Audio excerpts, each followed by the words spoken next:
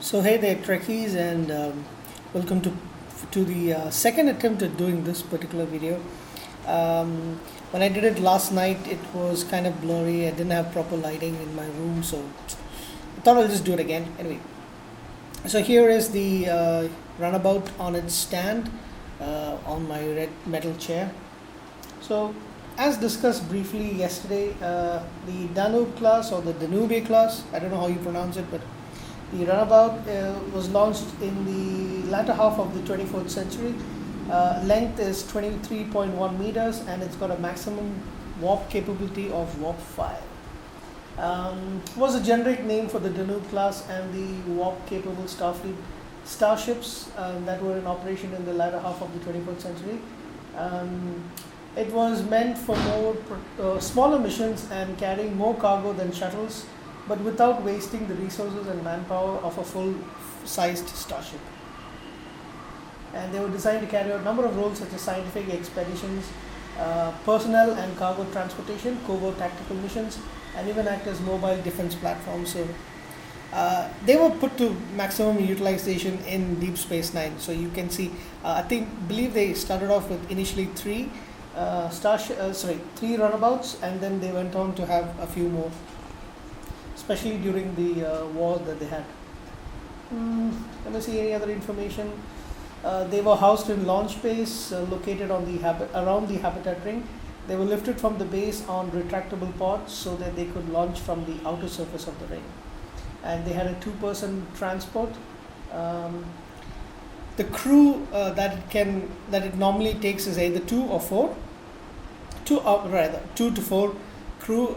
It has got a habitat section inside where there are bunk beds and a dining table come meeting room kind of table, but I think they can house a few more in emergency. So I have seen a few times where they have a little bit more than 4, maybe say around 10, right? So that's the Runabout. She looks pretty cool, nice, a lot of details for a ship of her size, and that's something that I've been looking forward to. More details. Even though this is a smaller ship, but because of the size of this particular model, they are able to put a lot more details. There's the warp nacelles. I believe this section in the middle is the warp engine, and in the back you have the habitat area where there are bunk beds and the table and some consoles. So I always wondered, do the shuttles have bathrooms? How are they going to go if they're on a 2 or 3 day mission? How are they going to go to the loo? I'll try to find that out. That's the cockpit. Just gonna slide her out of her stand. There she go. That's the back part. Well, it's a pretty solid little model. I believe this part is probably plastic and the top part is die-cast metal. Here's the phaser banks or whatever you call them. Here's the rear end, the back section.